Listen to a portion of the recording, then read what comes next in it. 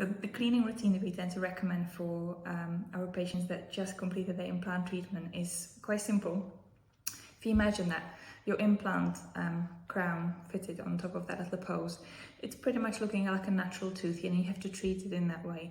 You're going to be cleaning very carefully with your toothbrush along the gum line on the outside aspect of your implant, and you're also going to be doing the same thing on the inside.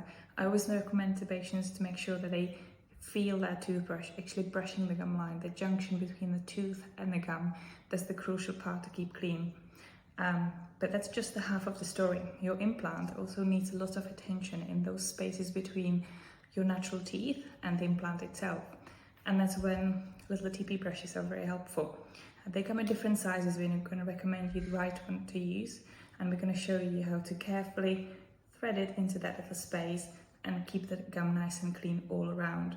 Because if we manage to do so, the gum is effectively sealing around the implant and it's protecting the bone tissue underneath it. And that's what makes your implant happy and healthy long term.